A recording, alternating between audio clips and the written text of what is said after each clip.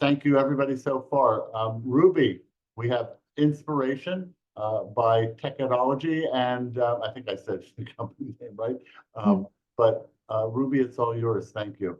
Thank you, David. Thank you, everyone at ATIA. I'm trying to share my video as well, Becky. I'm not sure if it's a permissions thing, but hopefully you can see my screen. Oh, perfect. You should be able to see me now. Hello. Hi, everyone. My name is Ruby. I am the Associate Publisher at TechEdology. You did get it right, David. We are the publishers of Inspiration. So Inspiration is known by many working in education and in assistive technology. Hopefully lots of you have already heard it already, and hopefully I can introduce some of you to it today. It has been around for 36 years. So when we were at ATIA conference, lots of you, we had you coming over to us to say what fans you are of it. So we're pleased to show you some of the more recent updates that we've made. Obviously, we're limited for time today, so that's why I'm going to be jumping straight into the demonstration. I'll be showing you as many new and existing features as possible, but if you have any questions or you want more of a deep dive, there will be a QR code at the end and contact information and all of that good stuff if you want one-to-one training or pricing or to request a license and so on. So like I said, we'll jump straight into Inspiration today. So we have our diagram set out here, kind of one I made earlier, just to talk you through a few things quickly, but then I'll start adding to it. So for anyone who hasn't heard of Inspiration before, it is a visual thinking, visual learning, mind mapping, etc. Any of these terms, hopefully we kind of encompass them all. It allows users to get their ideas down nice and easily and quickly, organize them and visually communicate them as well. So creating mind maps, graphic organizers, outlines, presentations, and so on. So great for any users who benefit from this way of thinking and learning. The number of potential users and uses are absolutely endless. I've added some examples here. So as a teaching aid, using it in presentation planning and delivery, you can make presentations within Inspiration. Hopefully I'll have time to show you that. For information retention and revision, note-taking and writing, and so on. I'm sure in your roles, you can all think of many more and many users this could be applied to as well. And especially it can be beneficial for lots of people, but especially users who are non-linear and visual thinkers. They might have anxiety in approaching tasks, and especially written tasks as well. If you're given the kind of a title or question and a word count, it can be overwhelming and a bit much to just jump straight in. Hopefully you can see that Inspiration is a good way to be able to break down this process. Anyone who kind of has difficulty remaining focused long enough to get their ideas down in the first place, maybe, with short-term memory or processing or any sort of cognitive challenges in that way, or anyone who needs extended recovery breaks as well, where they need to kind of take time away from that work and be able to jump straight back into where they were. So these are just some examples of the uses and users that it can be really beneficial for. So let's get start looking at some of the new features that we've got here as well. I'm going to start with themes because this is my favorite that we've applied here. We've now got this nice button down the bottom here of lots of different themes that we can apply to our diagrams and also to our maps. So these are fabulous for easing visual stress, of course, but also being able to organize information. It's a really great visual thinking tool to be able to color code information and organize it in this way. So I'll show you some of them as we go through, just so you can get the idea and be able to color categorize information this way, but also them just adding these visual elements that can take away visual stress or just be more appealing to the user and engage that visual learner. This is my favorite one, so I'm going to keep that one on there. And it can also really help with memory retention as well, because you might not remember the full bit of text that you added, but you might remember whilst you're revising that up in the right corner, we had these green ones and green meant this when I applied it and so on. So you can kind of see how we can add the color coding there. I'm just going to show you a mind map version as well. So we have these two visual views within Inspiration. We've got that diagram view, very flexible environment to create any sort of visual diagram. But we've also got this dedicated mind mapping environment. I'm not going to pretend to know anything that this map is about, but you can see how the theming has been applied. And we have another great set of themes here. This is our dedicated mind mapping environment. So we can start applying the themes just the same to our nice branches here as well. I'll jump back to the other one for now.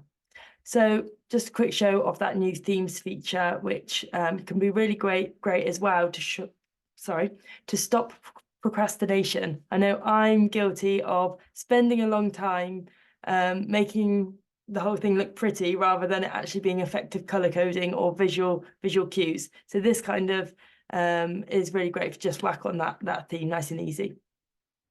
We have also updated our symbols library. So all of these kind of updates we've done have been really adding a good lick of paint to inspiration. We've updated this famous symbols library.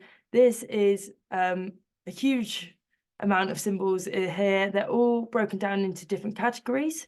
So it's a way to be able to quickly add these visual cues. We're really hot on these visual cues. We add our verbal textual cues with keywords and phrases, but then we add all of these visual elements that can help with that comprehension and memory retention as well.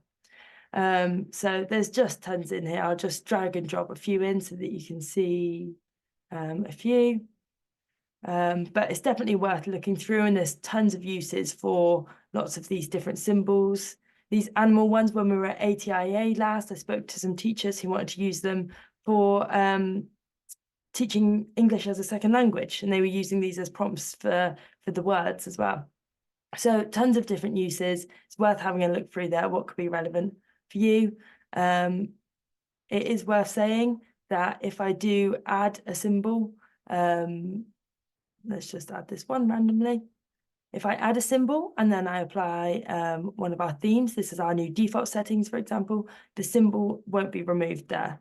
So just to show that, if the user has taken the time to pick out this visual cue that's beneficial to them, that won't be taken off just because you've added a particular color coding as well. So that's great. The theming as well will also continue as you add symbols. So for any particular color that you're carrying on from, it will take the theming of that parent topic. And I'll show that a bit more in a moment. Fabulous. And then one more thing that I wanted to touch on that was new. There have been a few other little changes here and there, but one great one is our starter screen. So again, lots of you are great advocates for inspiration, but we don't want any part of the look of it to be a barrier for you recommending it to a student. So this starter screen hopefully has a more modern look where they can jump straight into inspiration. And we have also added this nice recent files list here as well. So as I said, the users can just jump straight back into what they were working on. I'm just going to check my timer. Okay, 7 minutes. So with my remaining time, I really just want to show you our more popular existing features that are already within inspiration. Inspiration is super powerful. You can do tons with it, but hopefully it's something that's very intuitive to use. And that I'm going to show you now how you can just use about 4 or 5 different features and really create something very effective. Number one being our rapid fire tool. So you can use this with or without links. I'm going to turn it on with links, and you'll see my little lightning bolt has appeared there. What this means is rapid fire tool is on and I can start typing ideas. I'm not great at talking and typing, but I'm going to just try and get a few out and then I'll talk through them. So I'm just clicking, I'm typing my idea and then clicking enter each time, and you can see my little bubble is being created. Let's go for that for now.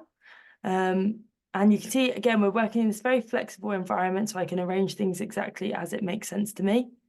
So this rapid fire tool is fantastic for just getting those ideas down, not worrying about spelling, there's a spell checker, not worrying about the kind of grammatical, any worries about grammar or anything like that as you're getting things down. You're just getting all the ideas down before you forget them, before you move on. And you can even do it without links as well. So I've done it with links. As you can see, I've got all these arrows to connect the ideas because I knew I wanted to connect them to that topic. However, if you're not sure even how you want to connect them up yet, you can just have them as kind of floating symbols, and then you can start to connect them up later. And you can do that using our link tool, for example. So we can link things up quite easily like this, or you can use the little brackets and link them up. So you can see there's lots of different ways to be able to demonstrate information without typing out a whole bit of text. We can already demonstrate it just with arrows, with keywords, phrases, symbols, so on. So yes, that's the rapid fire tool, really popular tool. You can use that in that map view environment as well, just to get all your ideas down.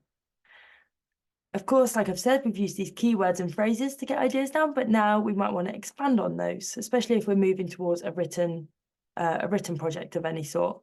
So, but we can do this by adding notes. And again, you'll see we've got a notes feature up here, and here I can expand on my ideas. You can fit up to 8 A4 pages of text in here. You can put an image in here as well.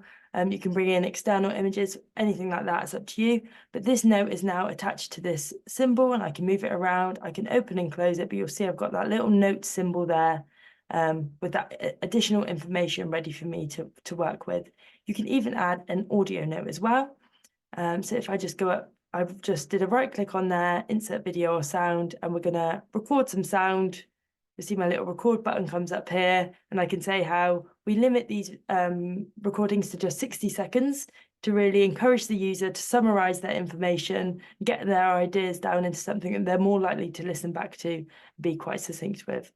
We'll cancel that one off right now because no one needs to listen back to that. But just another way for you to be able to add more information in. I think the bottom of my screen's got a bit funny, but hopefully everything's still working okay and you can see that. Another tool, really fantastic, up in the top toolbar here.